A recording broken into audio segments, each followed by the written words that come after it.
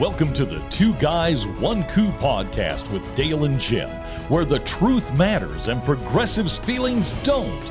We bring you the facts from the perspective of two average, everyday guys who will never apologize for being America first, for adhering to our great Constitution, and for saluting the flag that our brothers and sisters have fought and died for. And now, here's Dale and Jim. Everybody, welcome. Two Guys, One Coup, episode 45. We're back home after what was an incredible weekend, right, Jim? Oh, absolutely fantastic. I think most of you had heard and have listened that, we went to the first inaugural Joyful Warrior Summit for Moms for Liberty. Bought some merch too. So if you're watching, you can get this and we'll tell you where to get it at too at the end of the show. But yeah, you can get your own there. But what an event. What an incredible event, incredible experience for you and I. The people we met, I can't even name them all. I mean, honest to God, there were so many, wasn't it? It was just an incredible event. Jim, speak about it. Well, no, it's just we'll go over some names of some individuals we met. We because of our affiliation with Paige Miller and the Hamilton County Moms for Liberty group, and it's opened up this whole thing for us. And sure has. We're going to do a shout out to them and her group. We've already posted our own personal things on their Facebook posts, but God, they are. I mean, it's. We talk about this and because we talked about it many times, is that, we're married to two very strong women. I mean, correct. We consider them strong women, role models for their daughters, in growing up. And we were in a room full of them. Yep, we were. And they would have fit right in. Honestly, it was honestly. It was so good. It was just everything about it was just fantastic. I mean, everybody was nice. Joking. We'll talk more about this when we get into more detail. Yeah, we'll get into some of the gory our details. Media badge. We'll go into more details about it. The media we badge. Sure will. Initially got some.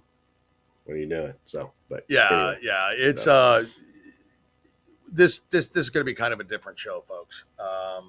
We're basically going to review everything we saw down there. Some of the stories, some of the people we met, some of the interactions Jim and I had with some of the people who may not agree with Moms for Liberty, and the misinformation that they're portraying and the lunacy that they're actually screaming about out there. So it's going to be a little bit different that way. The good news is when we do get into that, if you look at the individual teachers that were out there when we went and talked to them, you see the ones that are for indoctrinating your children.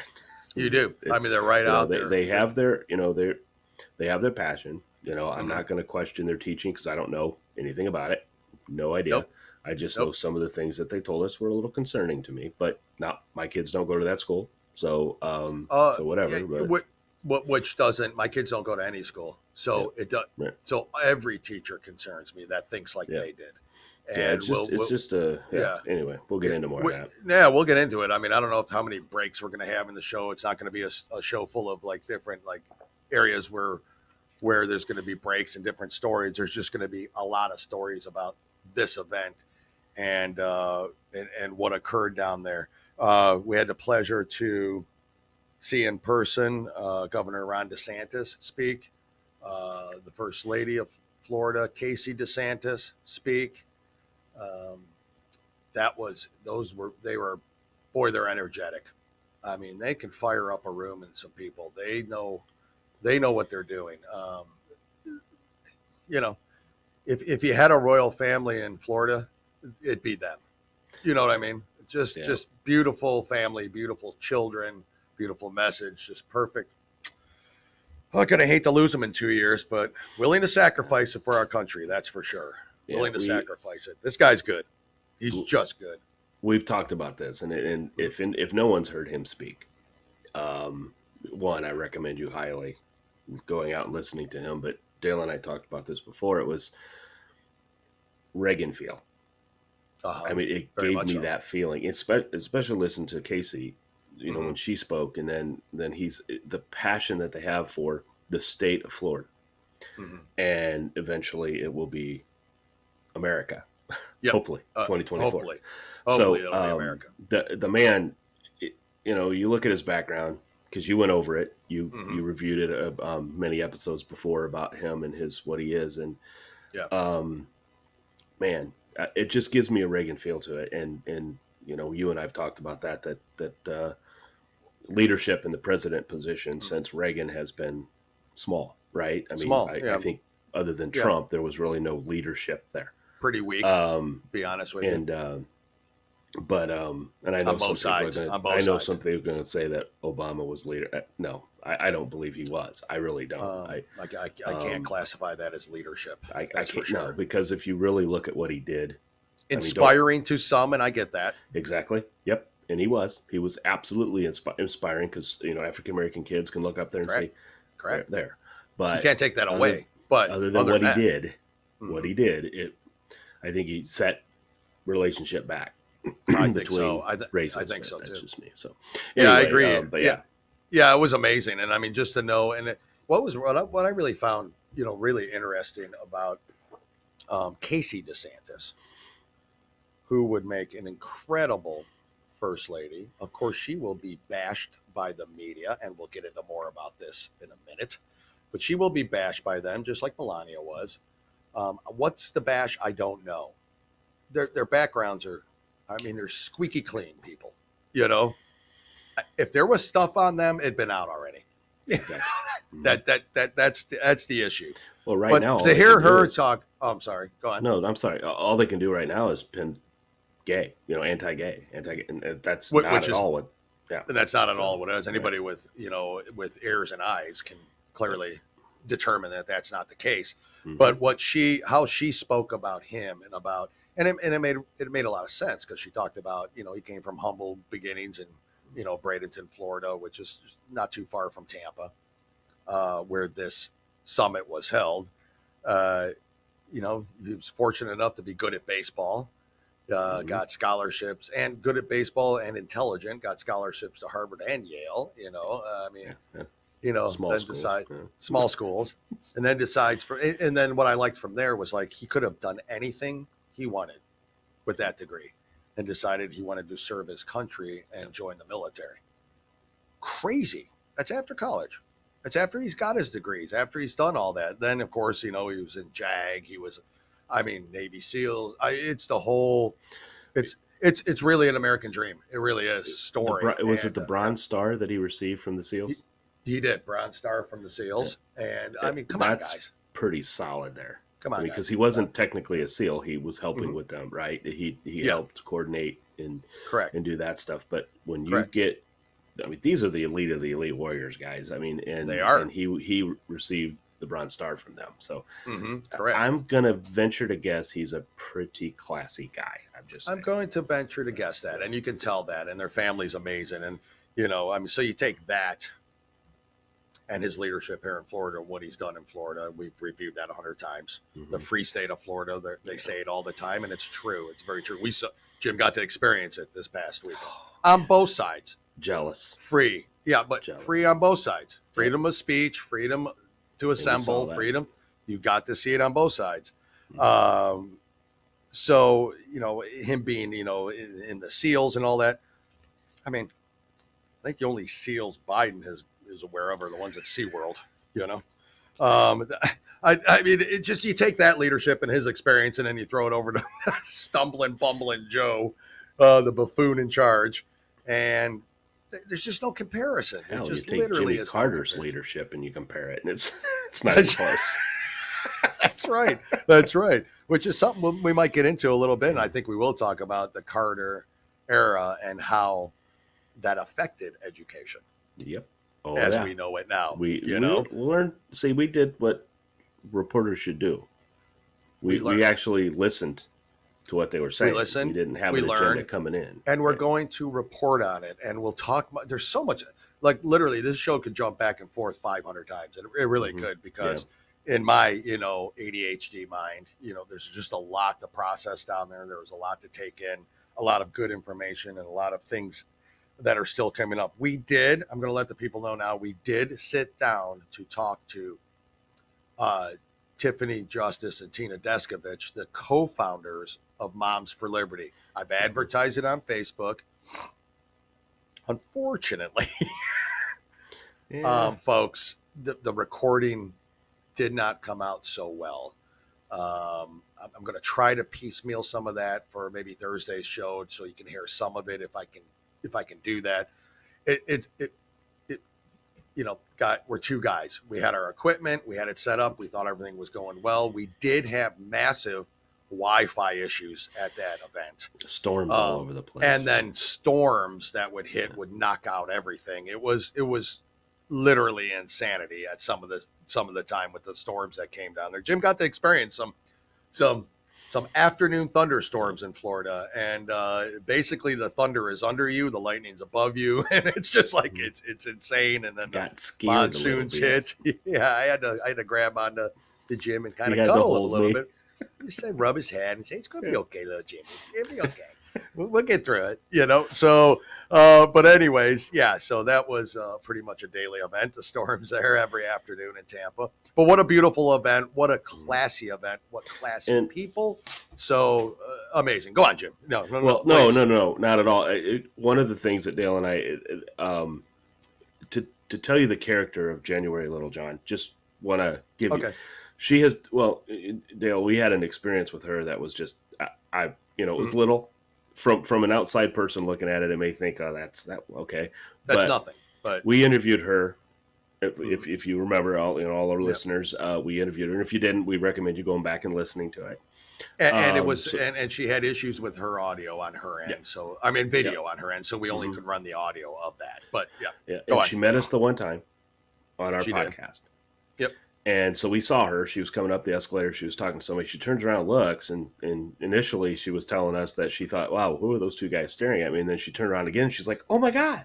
And she just runs right up to us, gives us a hug. And that started the week off right. Started the week off. She remembered us.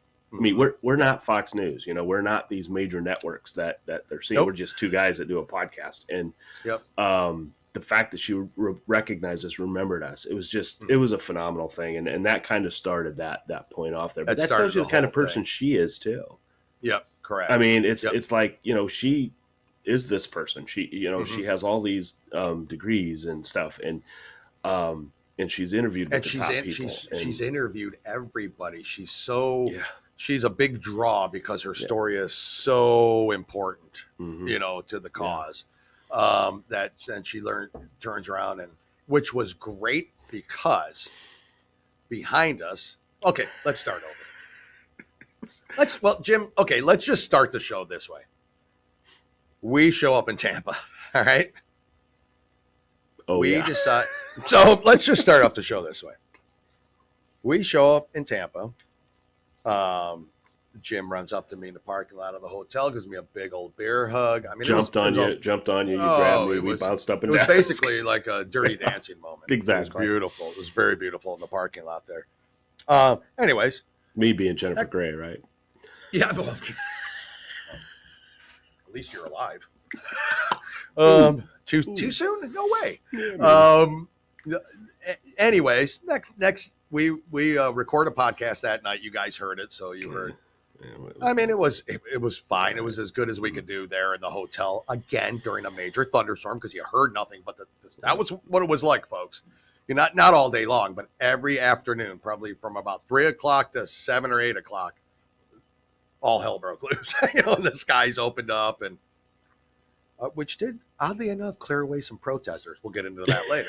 But they're so dedicated to the cause. But anyways, so next morning we get up. Let's go get some coffee before we head to the hotel to get our media credentialing to set up to figure out the lay of the land from us to professional media people.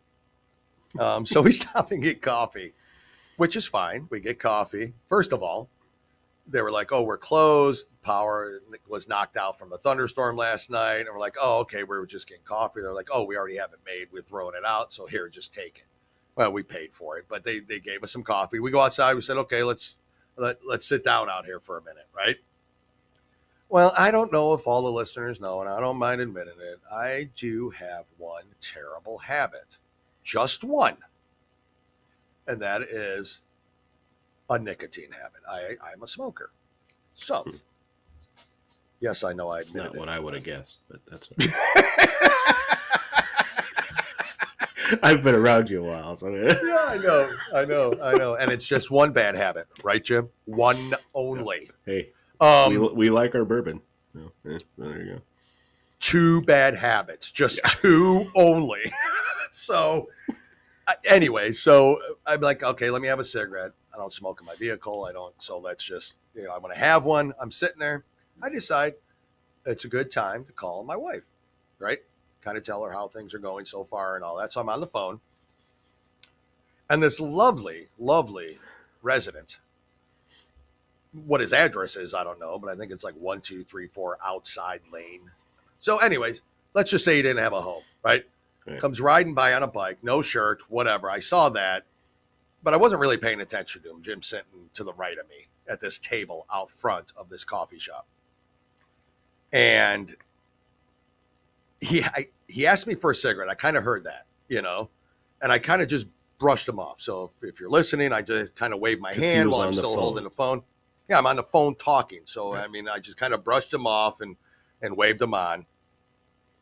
Then I heard some mumblings going on. I have no idea what he was saying. The guy was tweaking on something. Yes, I mean, it was pretty obvious. Next thing I know, I'm getting smashed in the head with a full can of Bud Light that is attached to this guy's hand. Initially, I thought he threw it at me. And I'm like, what? But he had it full in his hand, hit the side of my head, knocked the phone out, phone went flying to the ground. I get up, Jim gets up, go across the table. The guy takes off on his bike.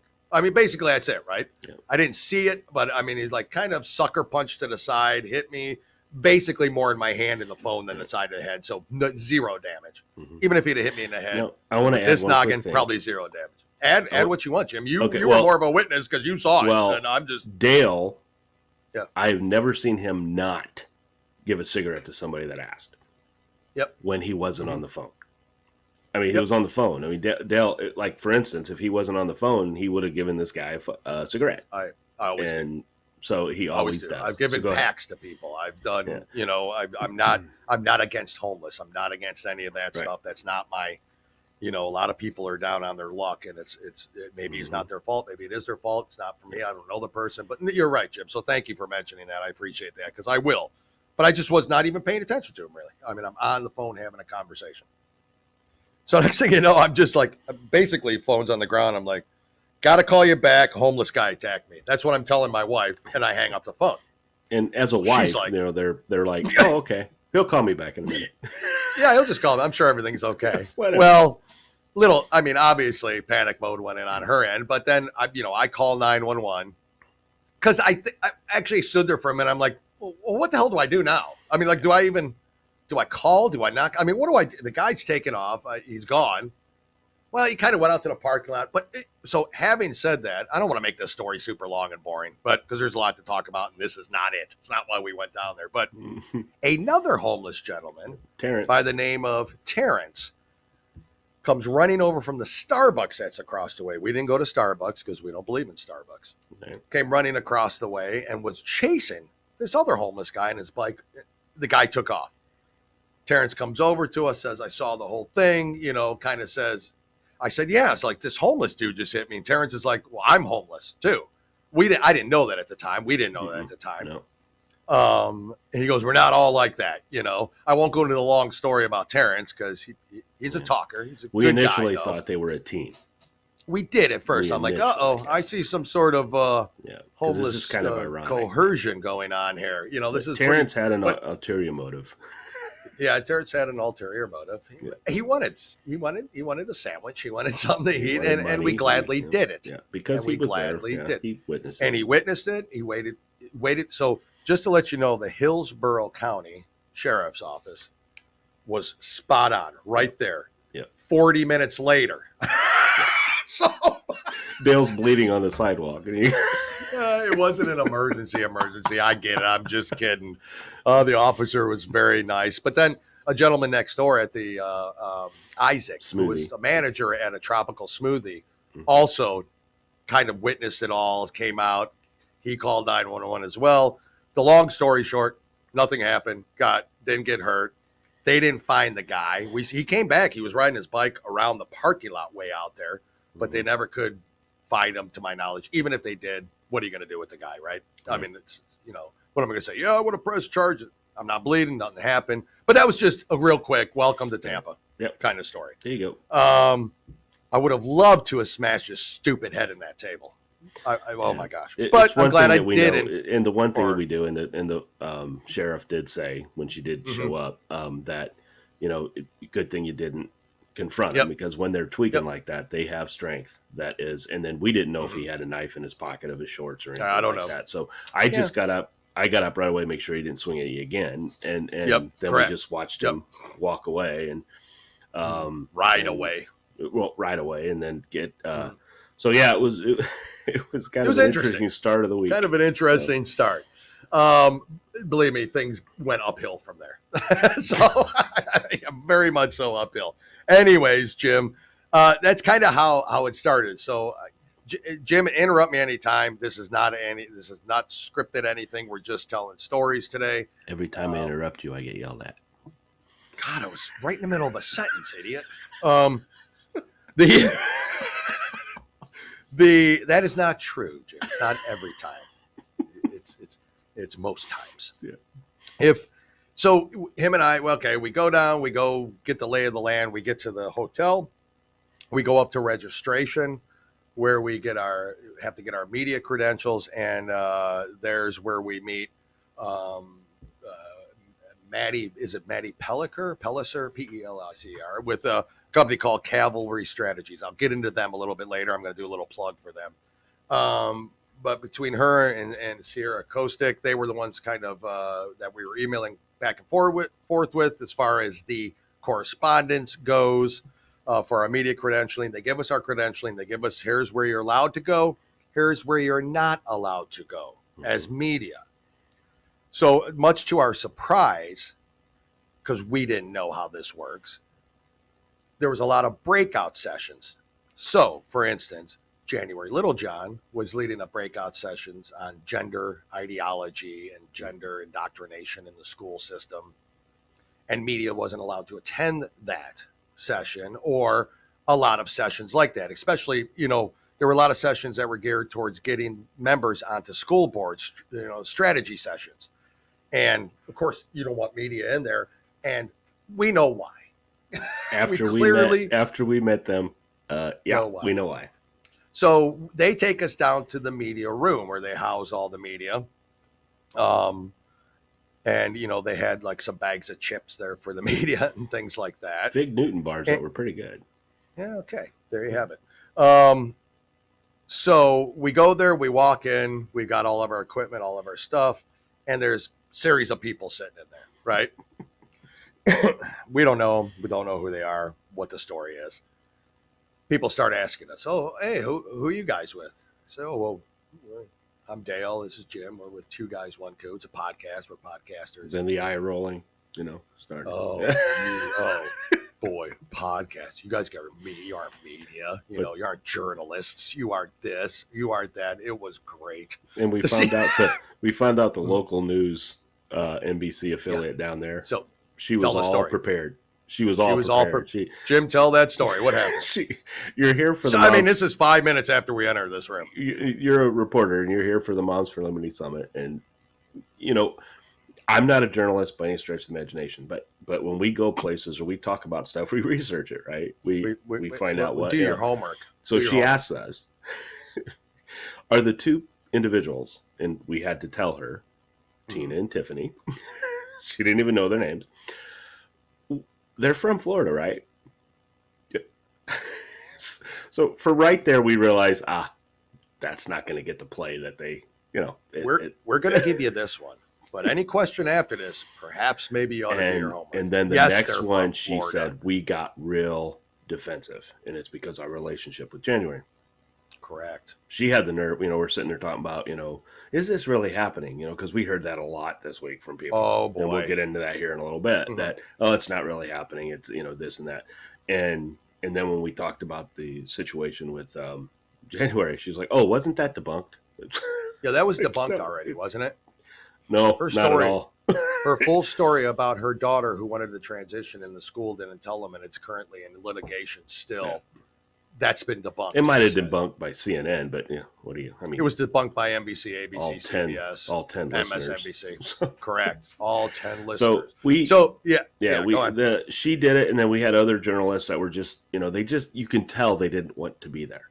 They flat out didn't want to be there. There was an agenda. They had, they had specifics, and we were pro Moms for Liberty. I mean, we were, and they knew it, and heck, we came away with a whole bunch of swag. I mean, it was like we paid for it. We didn't get it for free or anything. No. We paid for it. We contributed. I don't know. I don't have my polo shirt on because it's in the wash right now because I wore it yesterday for the last. Thank God for the last day. Probably your family appreciates. Well, I was in the car for 20 hours, so I needed to. You were right. No, I was in it for 20 hours. Yeah. So I think it was probably time to wash. Kind of right. I was ripe when I got home this morning. But anyway, but we, you hear about it. You watch CNN. Mm-hmm. You listen to other people talk about New York Times and everything else. But we actually experienced it live. Yep. That media is not media anymore. Mm-hmm. I mean, it's not. It's just. And then when we get into our friends that we talk to, we weren't the only reporters there. Yep. But we were the ones that the cameras were in our faces. Everything was there. Correct.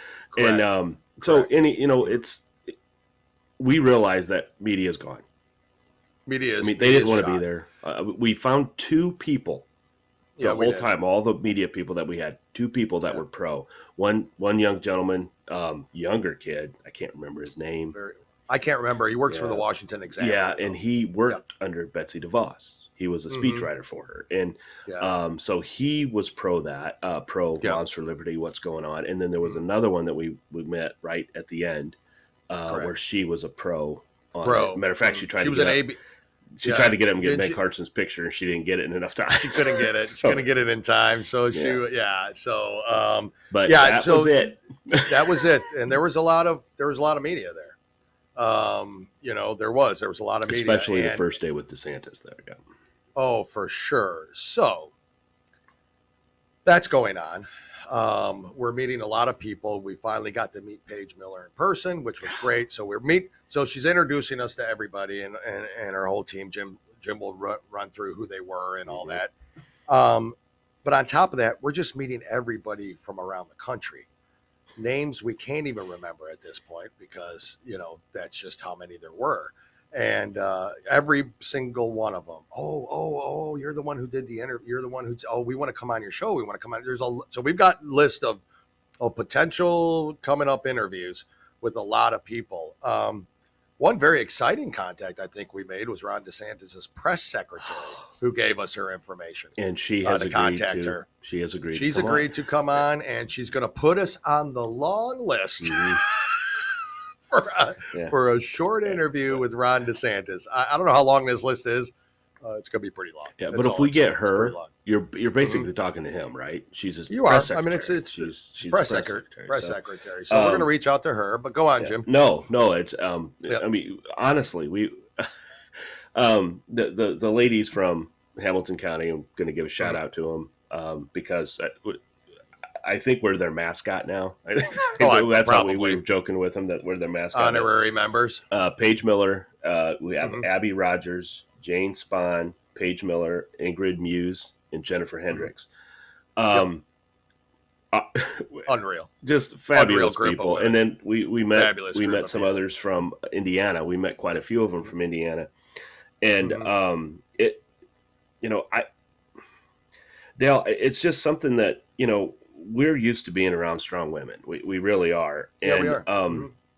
It's just nice to see so many of them, though. Like, it's just like that's what it's going to take. We have we have Paula, Moms for Liberty, out of Howard County.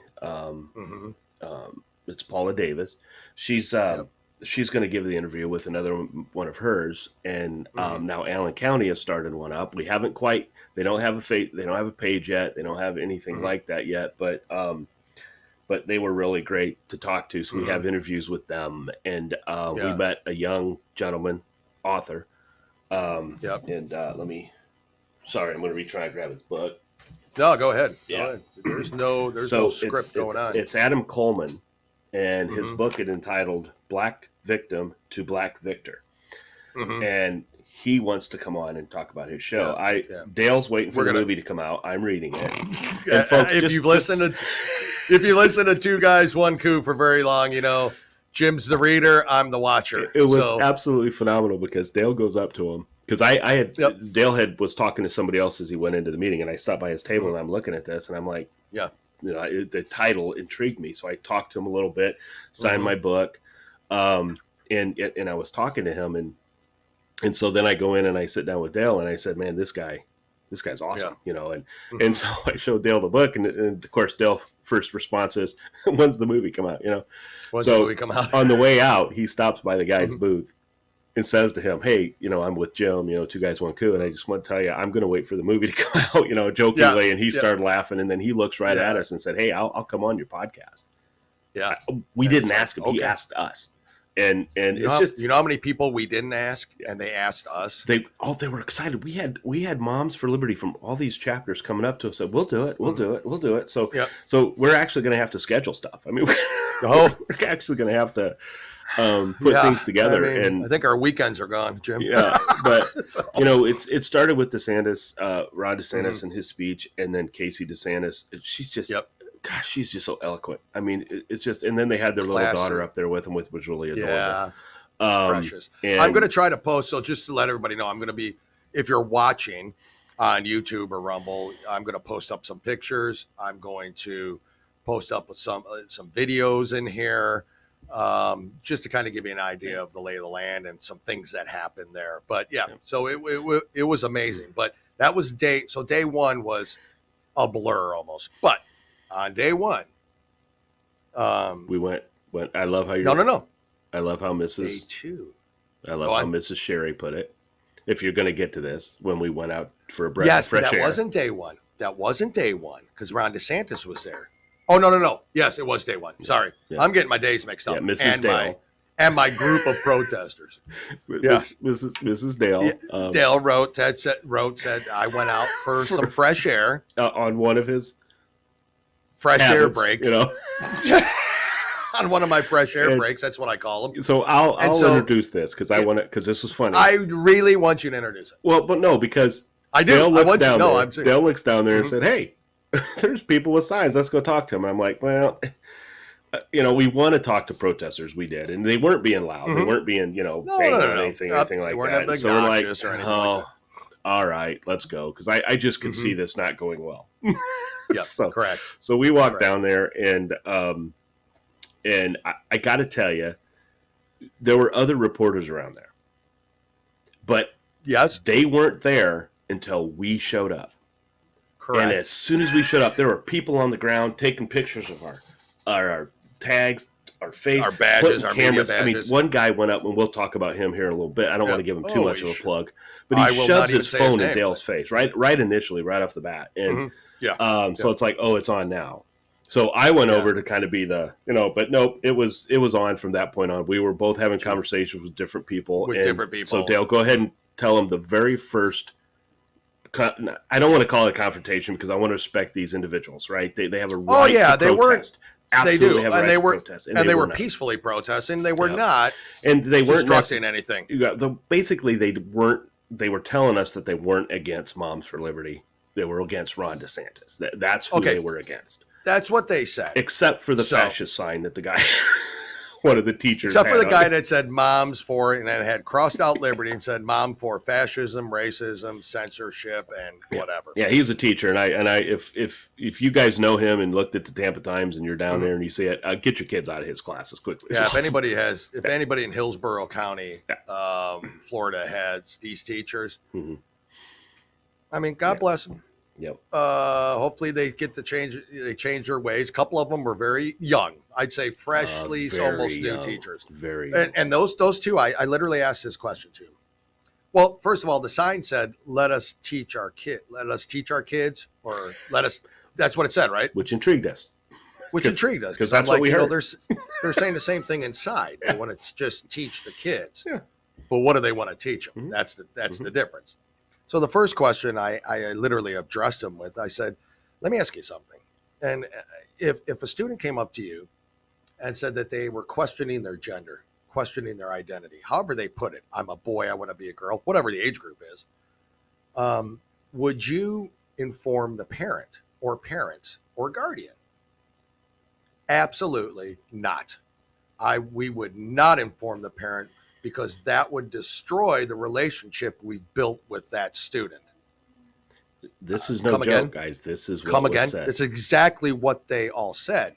I'm like, what about the relationship a child has with their parent? How does that not? So then I tried to get this further, and I said, okay, you won't tell them. You won't tell the parent. What do you do then at that point? Where do you take it? Well, we take it up to the counselor. Okay, then Jim and I are both like, is the counselor qualified to talk to this student about, well, one, that older teacher, lady, yes, they're therapists. They're basically therapists. I mean, it's just a teacher. No, they're not. They're social workers. Social workers. Right? That's what they are.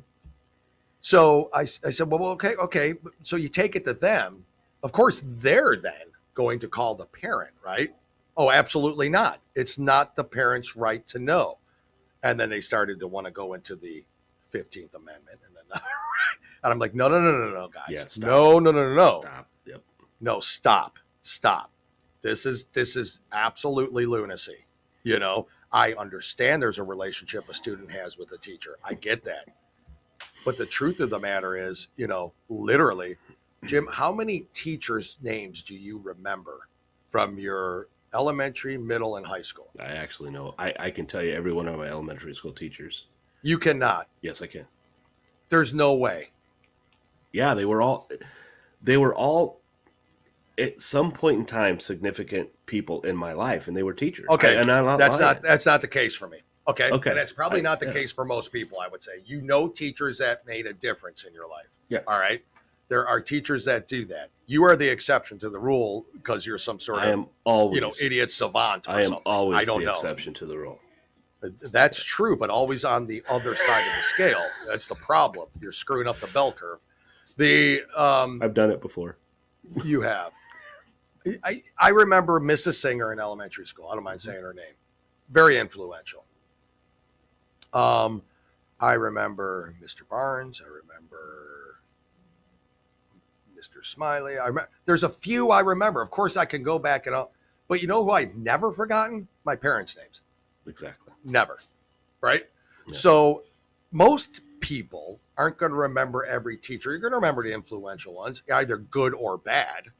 Right. I'm gonna disagree with you. I bet you there's more people out there that remember most of their teachers. Okay, that's fine. The good students, the good kids. You might be right. The good students, the good kids. Mm-hmm. You might be right, Jim, and I know what you're getting at, and you're no better than an NBC reporter at this point. Hey, I just report on the facts. Yeah, you do. You do. You report, they decide, right? Anyways, the point is, how does a parent not get to know that? And so their excuse is, and it always is that, well, geez, what if I tell Joey's dad that he wants to be a girl, or that he's gay, or he thinks he's gay, or whatever the whole story is there, and then Joey's dad just beats the hell out of him. That's still not for you to decide. That's not your child, you know? And then I said, so give me the example where that's happened. Not just in your school, but anywhere you've heard. I'm not saying it doesn't. Parents, there's not great parents. There's not great teachers. There's not great cops. There's not great doctors. There's not great garbage men. It doesn't matter. There's always people in any walk of life that aren't great. But just tell me the news stories you've heard of that happening. Because I don't know of them. Okay. So they couldn't. And then it kind of went into a discussion. And I want to role play a little bit here, Jim, if you don't mind. Okay. Jim, you be you. So this shouldn't be difficult, although it is probably difficult for you to act. And I'm going to be a long-haired history teacher in the Hillsborough school system holding a protest sign. Mm-hmm. And I want you to simply ask me any question you would have asked that guy, and you did ask that guy. Yep. Just go ahead and shoot and ask him. I'm going to be him now. I'm going to be the teacher. Go on.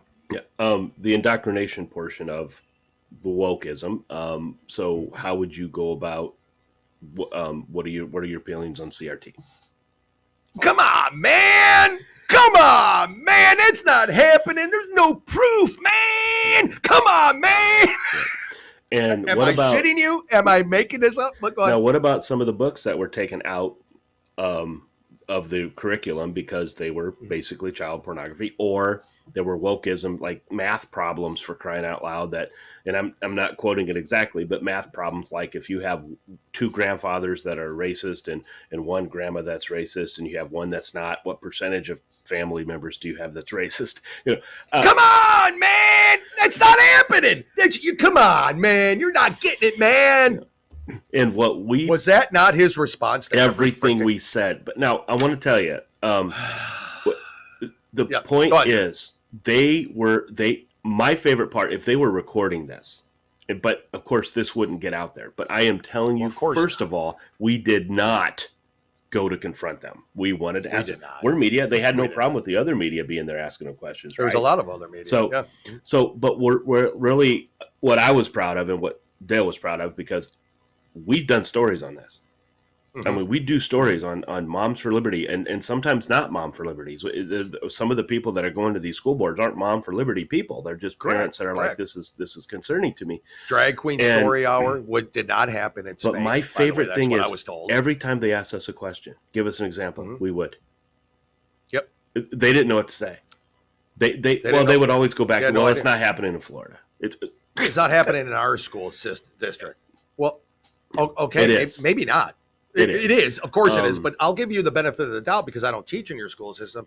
Maybe not. Mm-hmm. But as a teacher, you've got to be concerned for the children nationwide, right?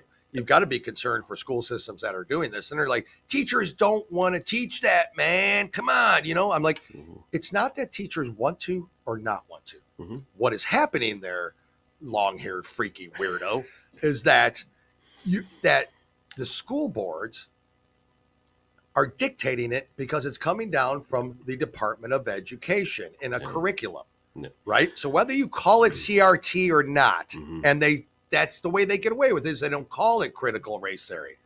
He even denied that critical race theory is even a thing, like it even existed. Yeah, guys. So this is crazy. Our founders are being erased. They are. Our founding fathers are being erased because they own slaves. Mm-hmm. Okay, which was the thing going on then? Whether it was right or wrong, right or wrong, obviously it's wrong, but then it was a business. It was a form of business, and not like the 17 whatever project, the 16 something whatever the hell 16, that is. 16, 19 or whatever it's called. That's not why we had the Revolutionary War. Was not over because we wanted slavery. That's not what it was. It's almost unbelievable. And it couldn't be expanded, actually. Our forefathers came out and said that, it couldn't be expanded, and all that where it was legal here, not legal here.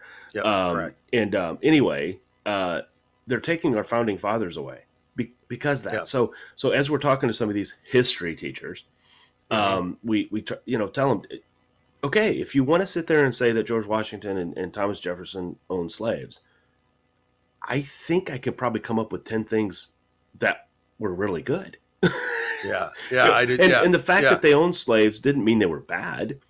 That's what they did then. And we can't help that. We can't help what the Jews were slaves to the Egyptians back all those times ago. And so look, this world is powerful, wonderful nations that created things, built things. Mm-hmm. Every one of them has a bad side. Yeah, everyone. But it's like if we, I understand teaching it.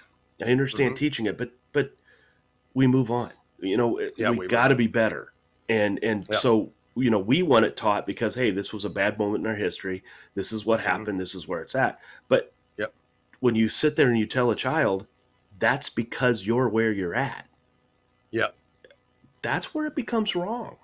Correct. And anyway, if you are a teacher or a counselor out there, and if your comment to anybody is, I don't have to tell the parent, get out. Get out. Get out. You're in the wrong profession. Yep. Get out. You can't control what happens at home. Okay. You can't. You'd have no idea. But parents have a right to know. And that's the whole premise of Moms for Liberty. Are there bad parents out there? Absolutely. Absolutely bad parents. There are. But they're parents. Correct.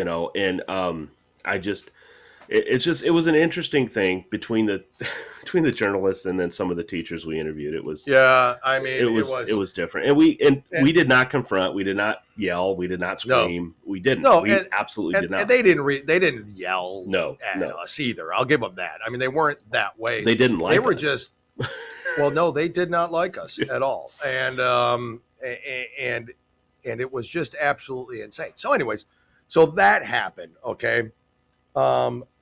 Again, a lot of good speakers inside. I hate to drag it, but really, honestly, I mean, we're just kind of talking about, what's happening here. We're already it's the whole thing. Minutes into the show, and we've gotten through day one. It's everything. It's everything. It's everything. Day two comes around real quick, and Senator Rick Scott spoke. Jim, I am so mad that I do not have the name of the father. Yeah. The father. I can get it real quick. Yes, I know it. Hold on one sec. Ryan Petty. Yeah. Yep. So Ryan Petty spoke along with Senator Rick Scott. Ryan Petty, if you don't know, he's a father who lost his daughter at the Parkland shooting in Florida back in 2018. And that's when he really got to know Rick Scott, because Rick Scott was governor of Florida at the time. Anyways, heart-wrenching story, to be honest with you.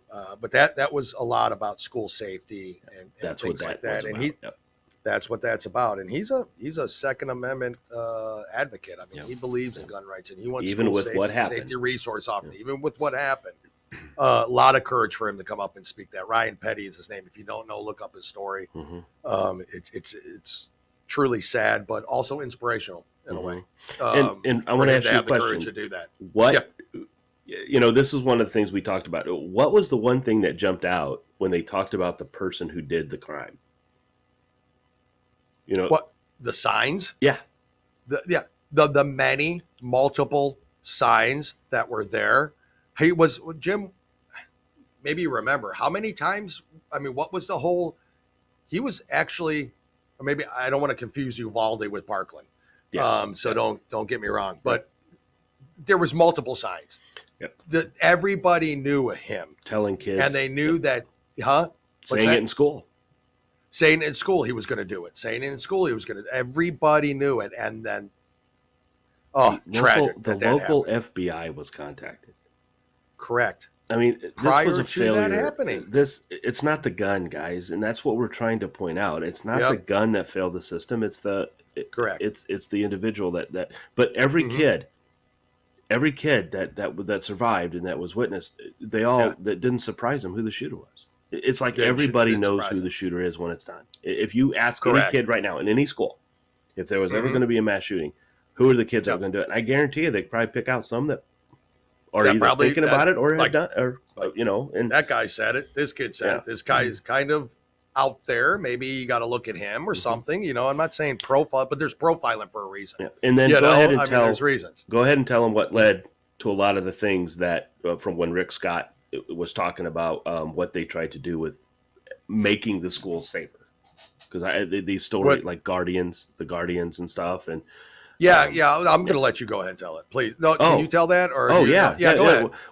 One of the things I came up with. So go ahead. But are you giving me a hard time again? Or are you?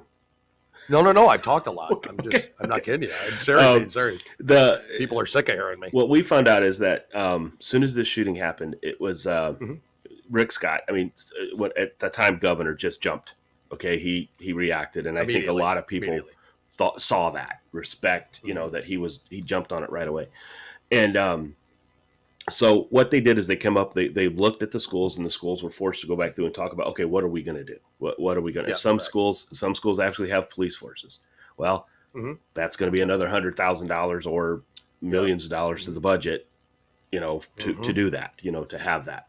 You know, in the state of Indiana, we were lucky enough to have our like Fort Wayne police officers are at. Now the school pays them to do that, but it's, you know, we have that relationship. But anyway, so there was this Guardian program that and Tina Deskovich, one of the founders, got to go through the training, which we thought was kind of, you know, she told this great story. You know, she goes in there, she knows how to shoot a gun, but she goes in and you know, cocks the gun back and then gets her pinky caught, and she's got blood coming all over the place. She's telling Pinky's just hanging, skin's just hanging, and the people that are in this program are trained officers. Literally trained officers, military personnel, SWAT members, and they're all looking at her as if like, oh my God, she's gonna kill us just being here. You know, she doesn't know how to shoot a gun. And then they found out who she was. She was a school board member that wanted to learn, and I go figure, right?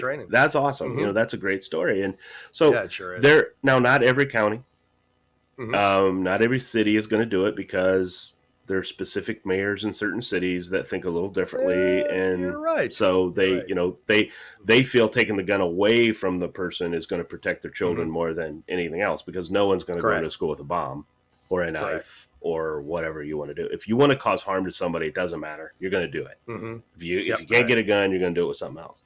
So, but from that point on, and I feel that Florida has done a really good job, and Rick Scott and some of the other Florida now Governor DeSantis, they're all very proud of what they've been able to do, and so which was a great story in itself on how all that was. There's more detail on it, but like I said, we want to make sure we just kind of get the highlights of it. So so that was during day 2. All right, excuse me. So I needed more fresh air. And Jim, he's always a partner of mine when it comes to my fresh air intake. I will probably have lung cancer before Dale does. We've talked. Well, they about say that, you know, they say secondhand smoke is a large killer. So I feel like I'm making the right choice. Yeah, but exactly. So we're out for some fresh air. Well, what do we see behind, right out in front of the hotel across the street? We hear it first. Give me 1 second. We'll be right back. I'm going to play a little bit of that. All right. Then we'll come back and talk about it. And we are here to say no to the decision of the Supreme Court to overrule Roe v. Wade. We are here to say what? What are we here to say? No more fascism. What are we here to say? No more fascism. No more fascism.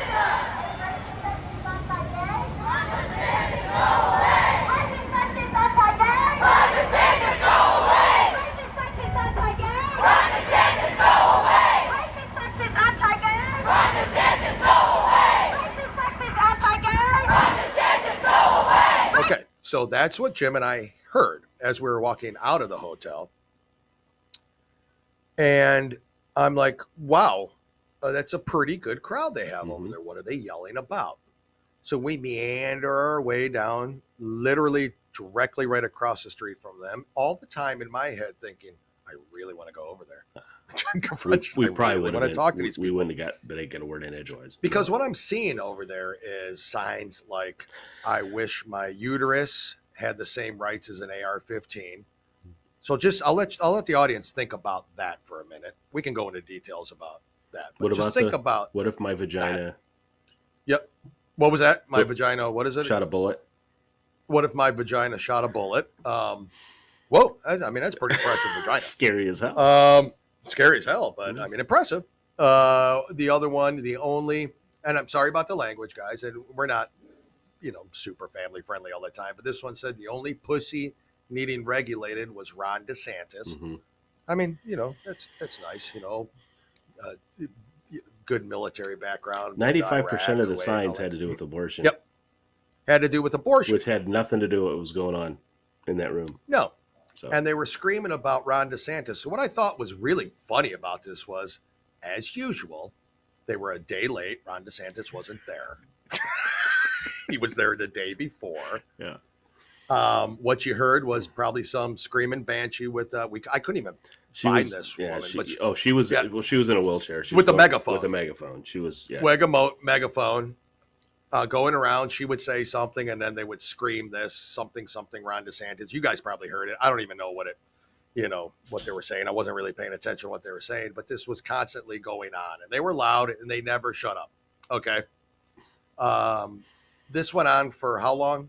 Do you suppose? I think maybe they might have been out there maybe 2 hours tops. Maybe 2 hours tops. Maybe 2 hours tops.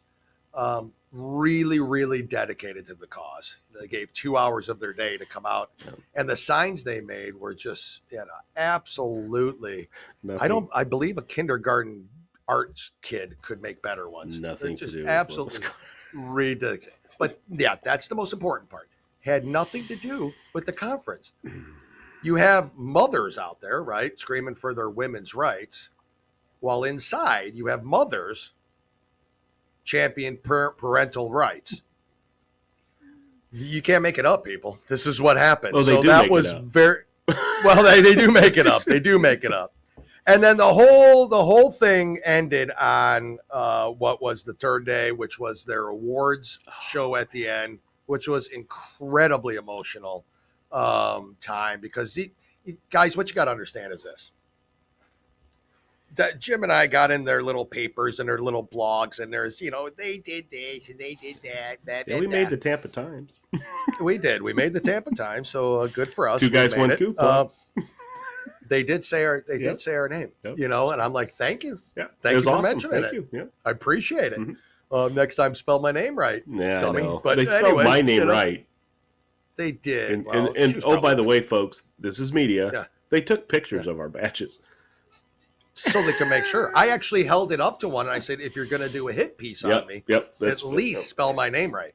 And they spelled it wrong. So journalism at its finest. Before we talk about the wonderful presentation, the award show, okay. Yeah. It was standing room only in the press area for us and stuff. It was. Well, we were some more Tampa Times. Two individuals that we never met were in the media room that we walked into. They were. And so we're talking to them and stuff. And then they look up at us. And then all of a sudden, remember, they started acting a little different. Didn't think anything of it. And then we found out that, well, we talked to some people. And she goes instantly, didn't even look up from a computer and says, we know who you are. We know who you are. So it's like, we're famous. Yeah. We saw you. We saw you in the headline. Yeah. We saw you in the headline. Yeah. And so they're here to report the awards. Two of them. Yeah. So Dale and Jim asked them kindly. Go ahead. Says, are you guys going to go to the awards? And report? Oh yeah, they're sitting there typing on their little lappy tops, looking all reportery, and journalistic-y.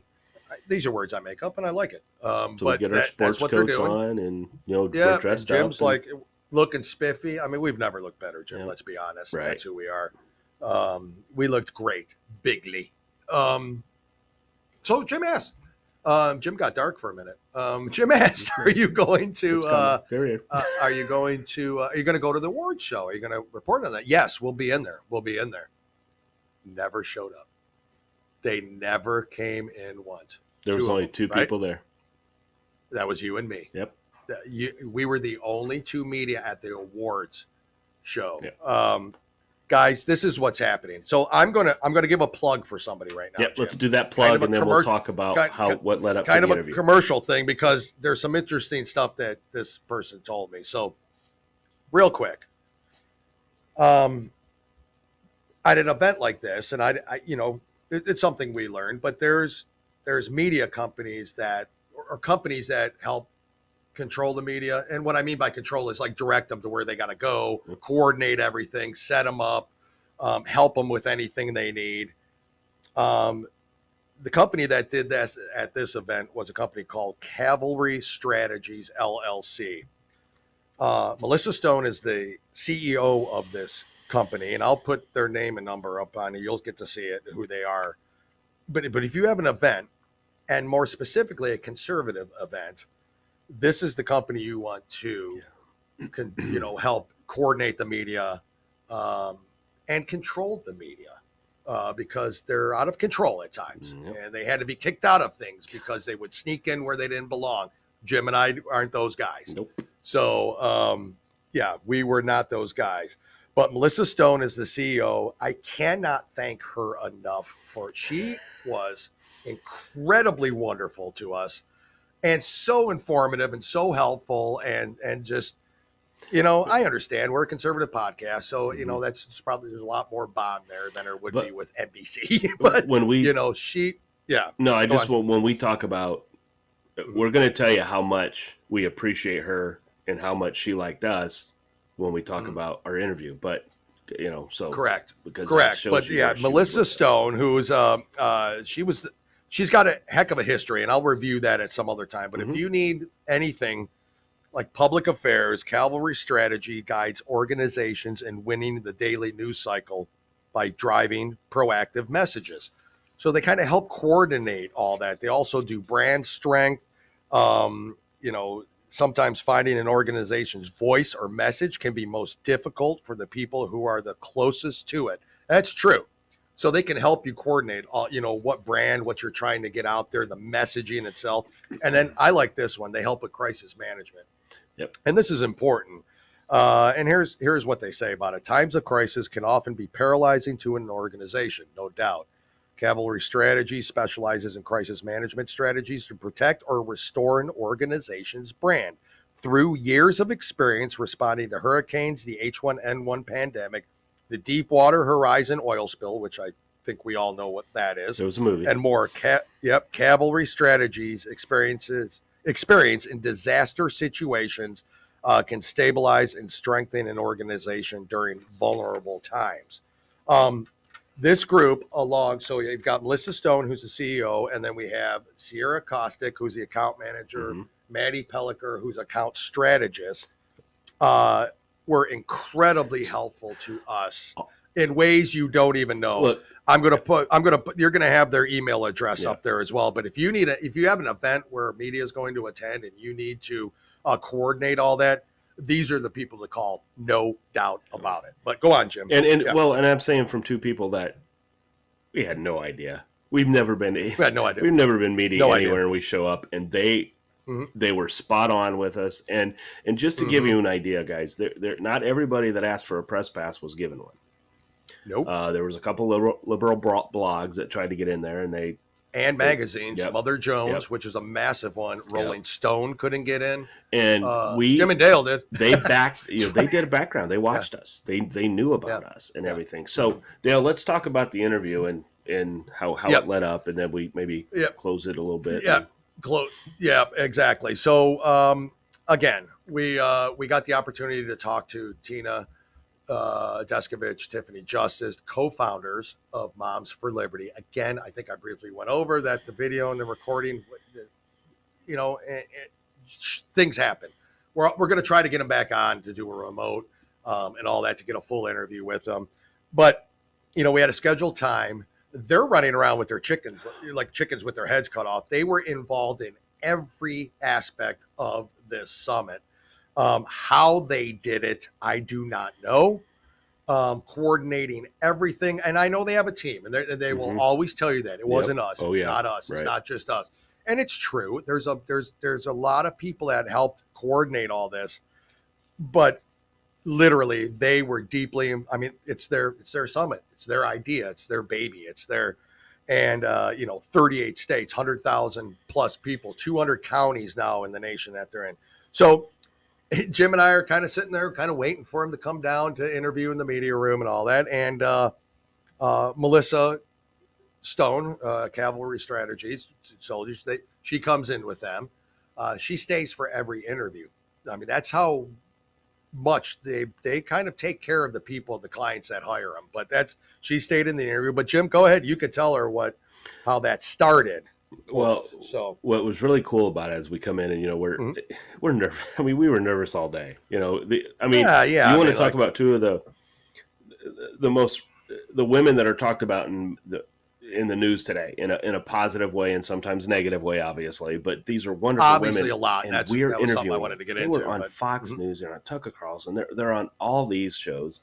Matt Walsh, I believe, from the Daily Wire, and then there's Glenn us. Beck. I mean, they've been on. And then there's us. And then there's Jim and Dale. But they come in, they don't know who we are, that we shake their hands, nope. and And then Melissa introduced us. She tells the story of us making the Tampa Times by going out and defending us, by defending them, Moms for Liberty out there. And from there, at that point, their demeanor was like, oh my God, well, thank you, and all that stuff and everything.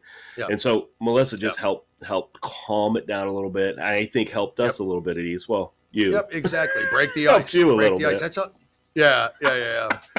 I was a little nervous, but it was they were just great people to talk to.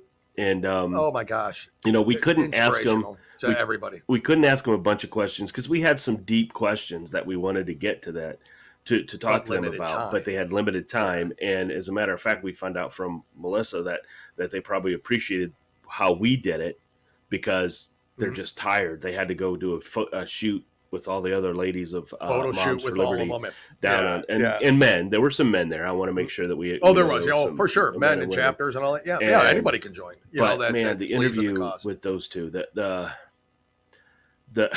it was easy.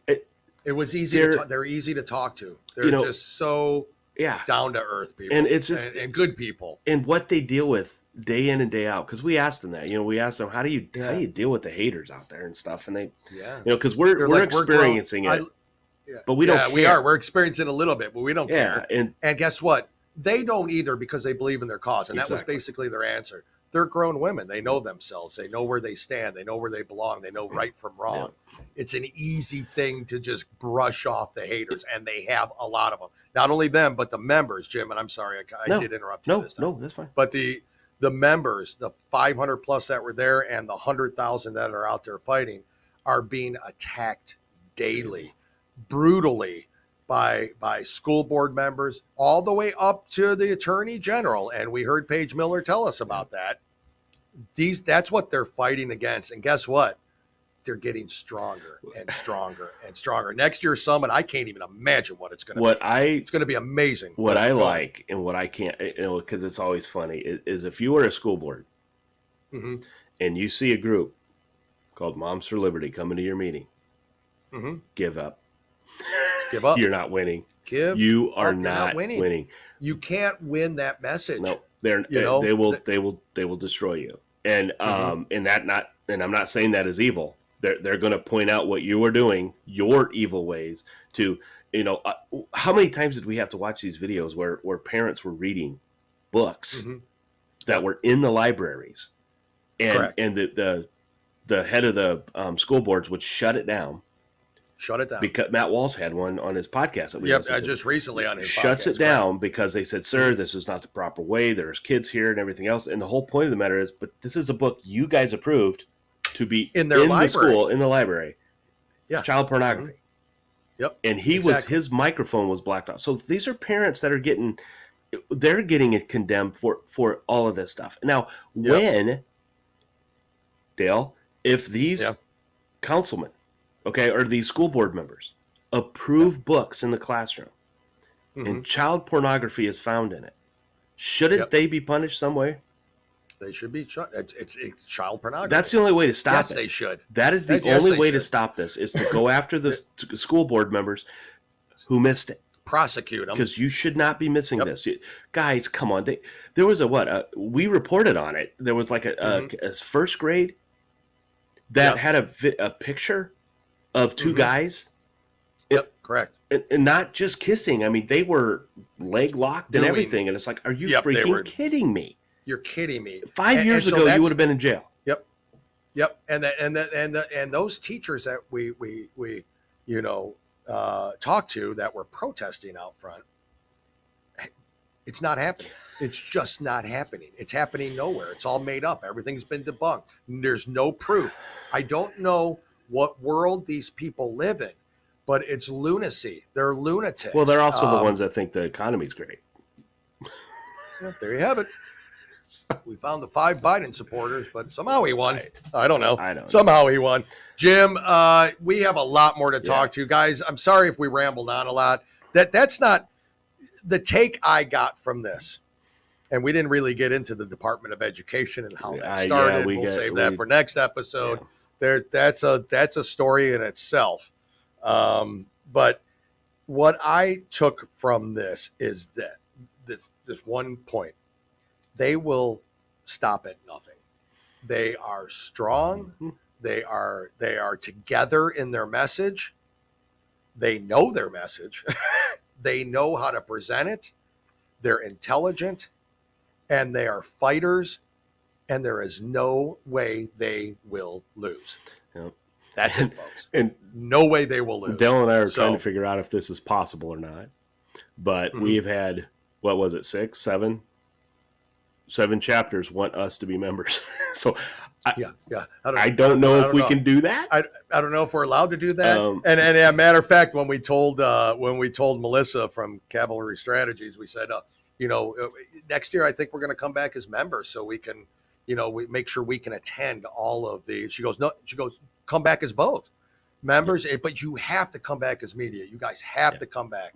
And they've even said, if you know the contacts that Melissa has and all them, they're going to line us up with some pretty good interviews themselves and other events that we can cover. She's told us about she's told us about CPAC. CPAC. Now we did find out from a media standpoint, CPAC, but with us knowing her and knowing who we are. And but we could just sit back and probably interview. Yeah, we'll have more access to people. So it look. Oh, we can't thank her enough. We can't thank Paige enough. We can't thank January. We can't thank everybody in the Hamilton County group who just kind of took us under their wing this week. I mean, it's been crazy. And I want to reach out, especially to the Hamilton County, because Paige and the relationship we had with them, ladies. Dale and I consider you friends. And we met friends there, and we met other friends. Yeah, we made friends. That we will, like Paula, and we'll get into more of them as we interview, because we are going to start interviewing. But Paige, if you're, when you listen to this show, we promise we are going to join yours first, because I know you'll probably kill us if we don't. So we will be. Nope, we are Hamilton County Moms for Liberty. And if I am able to sign up for the other ones, I'll sign up for all of them, and I'll help them. Dale and I have already decided we are going to help them in every way, shape, or form. In any way we can. I also wanted to say something, and I apologize because this is very important, and I need to make sure we cover it for Thursday's show. There's a lot going on with Title IX. Okay. Right now, there's a lot going on with Title IX, and January Littlejohn shared some information with us this morning that we got to talk about. I'll probably post it on our Facebook page, our group page, about it, but we will go further in depth in that next show, which will be Thursday. There's limited time that we have to kind of flood the government with this information. So we're going to help in any way we can. Thank you, January, for that. I apologize for not getting into it this episode. No, we'll get into it more, because like I said, we had a bunch to talk about, and I still feel that we left didn't even come close. close. And we left some things out. We didn't even come close. But I can tell you, folks, we're not going to go into a whole lot of detail about it because we don't know the details yet, other than this one simple fact. If Title IX goes through the way they want it to go through, correct, there will be no women's sports. There will be none. There will be no women's only restrooms. There will be no women as the definition of woman that we all know it is. It'll be the soccer player, who I don't even want to mention her name because I don't want to give her any credit, the one who sits there and doesn't care. Who said, who cares about, 13 or, year old playing volleyball? Who cares? Well, that 13-year-old cares. That 13-year-old cares, and their parents care. And their teammates care. And more than likely, so, guys, we'll get into it deeper. More than likely, some of those 13-year-old players liked her. So, real quick, I want to also, Jim, go ahead. I want to plug something real quick. Plug on something, please. My wife and I decided we wanted to do some curbing around our landscaping.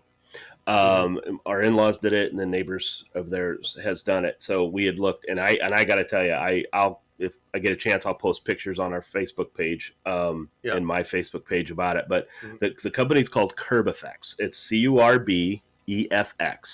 They're based in Columbia City, Indiana. If you want to reach out to them, the phone number is 260-213-1377. But it's Curb Effects. Reach out to them, because I got to tell you, when it's done, it was, they match it to your house. They match it to your siding. They match it to, if you have stones, they match it to the stones. They match it to your brick. They do a phenomenal job. And he asked me not to say his name because he didn't. So But when you contact them, you'll get him. He'll get you the quote and everything. But I at least get him to come in and quote it. Let it look at the pictures. Look at what you've done. And for those of you that know me, if you want to come by our house and look at it, you're more than welcome to. Yeah. And so, just I wanted to give them a shout out. I told them I would, and I definitely want to do that because the crew is great. Just young high school kids right out of high school. And they're working, and it's nice to see. It's nice to see that age working. And because it That's is not right. easy and when work, entrepreneurs are out there working and when they're battling like that and they're deciding to do that route as opposed to the I'm just going to go to a liberal college route, and I am all for that. Yeah, so definitely look into that because I think it's worth it. I think you will like it. It's beautiful. We're more than happy with it. You don't have to go all the way around the house like we did. You just go around the front, and so definitely reach out to them, Curb Effects. So, just a little plug. Good. So. Yep. Thank you, Jim. And guys, as you look at this video, and if you're just hearing on audio, Moms for Liberty has a lot of items you can go purchase. We purchased some for our wives. They love it. You're seeing some of us wearing it now. I got this beautiful hoodie, this hat. They have shirts. They have cups. They have you name it. You can go to their website at momsforliberty.org. Also, join a chapter. Get involved. Definitely. If you don't have a chapter in your town, start one. They'll help you. Get in touch with them. They are incredible. So we really encourage it. And that's for men, for women, for grandparents, aunts, uncles, doesn't matter. Start your branch, join a branch, whatever it takes to make sure that the indoctrination in our schools stops and parents have rights. So, just one other quick note too is just keep in mind, even if you're looking in your community and you sit there and say, you know what, I don't see anything going on like that. I don't see this happening. You don't know. That doesn't mean you don't want to start a chapter. That does not mean because you want to watch that stuff. They teach you this. They teach you what to look for. Because really a lot of this stuff are surveys. Parents don't even know these kids are taking surveys. They don't even know they're getting them. They don't even know they're getting them. We read some of the questions that are in those surveys. Guys, these aren't surveys about what do you want to be when you get older. That's not what these surveys are. These surveys are very specific to an agenda. All right. And it's not a good agenda. And listen to our podcast. And I'm telling you, because we do this with Moms for Liberty, we will have a story every day or every episode, at least one, talking about here's what a school system's doing. Here's what this is doing. And because it is happening. I mean, it's enough to do it every Well, and it's just simple. If you go in, because we don't do this anymore, right? When you go in and register your children, sometimes you register them online, sometimes you register them at the school. You're signing papers, and you're not even noticing it. Sign here, sign here, sign here. But one of the things that they're doing, instead of parent/guardian like you usually see, or mother, father signature, or something like that, it's birth parent now. Now, some people are going to say, whatever, I'm birth parent. Yeah. No, that's the beginning. That's the beginning. That's how they do this. And I cannot stress this enough, and Paige had said it best when she was on the interview. When you sign a parent consent form, make sure it's a detailed consent form. If you say, yes, Jimmy can go on all these, little field trips and all that stuff, find out what the field trip is. If this says, yes, Johnny can do this thing in school, a classroom project, find out what the project is. Because that's how they're getting you. They're sending these generic parent approval forms, and then they're doing this stuff, and then you come in and you complain about it and say, well, you signed it. So, just you got to pay attention. It's out there, guys. I know you want to I know people want to sit there and say it's not out there. I'm not seeing it happen, but this is the little stuff. This is how they do it. They just throw these little things in there. They do that because if they can't give you a detailed consent form of going on a field trip, then I'm going to question. If you think at the Supreme Court level that they can't define a woman, yet it's not going on at your local school board, and with some of the liberal colleges that a lot of these school board members attended, then you're sadly mistaken, and you're just burying your head in the sand. It's happening everywhere. And if Jim, you get a chance, folks, again, I want to plug it one more time. Adam Coleman. Black victim to Black Victor. It's out there. You can look up his name, Adam Coleman. I'm sure it's on Amazon. We will review I'm going to read the book, and we will review it with Adam. And I can't wait for that one. I think that's going to be cool. And Billboard Bob, coming up. Billboard Chris. Oh, Chris, sorry. You're right. Yeah, I'm sorry. You're right. Billboard Chris. Billboard Chris. If you don't know his story, you can go to billboardchris.com, right? Yeah, and this man has been beaten. Yeah. This man has been injured, but just wearing a sign. Billboardchris.com. He's a man, you know. Yeah, he's going to come on the show. Yeah. He wants to come on, and but he's quite a story. He's got a great story. He was actually in the ideology with January. Gender ideology. That we January. Couldn't get into, but it was, we know. Which, funny thing about it, if we would have asked Melissa to see if it's okay with January, if we sat in there, we know darn well they would have let us sit in there, but we didn't want to. They would have, but we didn't know that. We didn't want to push it either. We don't want to be those guys. I don't want to be those media guys. Next year, we'll have access. We're a little bit more access to all that. Guys, thank you very much for listening to this episode. I know it wasn't the usual, type of episode, but it's important that we talk about this. We wanted to kind of review our experience down there. Again, as you can imagine at a summit like that, you can only cover so much. Like, we literally could talk to you about this for 5 straight hours and not get through it all. So it was great. Enjoying it. Jim, you got anything else to add this episode? If not, we'll talk more on Thursday. And we'll talk more every show if we have to. And feel free if you have more questions about it, because if we didn't do a very good job of explaining it, because we had different incidents that happened that we wanted to make sure I got out there. Please, send us an email on our email. Yeah, it's YouGuysOneCoop@gmail.com. Or comment on our Facebook pages. I mean, just ask us questions. Let us know. Ask questions. Even if you want to, well, this is what I heard. Or even if you want to kind of say, this is what, then we can tell you, because we were actually we can tell you that. We saw both sides. Correct. Yeah, exactly. We were actually more journalists than journalists were. So anyway. Yeah, exactly. Yes, we have an agenda ourselves. Okay. I'm not going to deny that. We're conservative. Yep. However, we wanted those teachers to get their word out. What are you here for? What exactly are you here for? What are you saying? And they just couldn't. They're against parent rights, guys. I'm sorry. If you're that's protesting, what they are. They're against. They think that kid, once it enters their classroom, is theirs. That's it. No reason for a parent, but yet they'll still tell us, we want parent involvement. We want parent involvement. I mean, you heard that. That's only what they said. Only at parent-teacher conferences, and then shut up. Only at parent-teacher conferences. And then shut up after that. Get out. That's it. Unbelievable. Jim, thank you again. Amazing week. Amazing experience.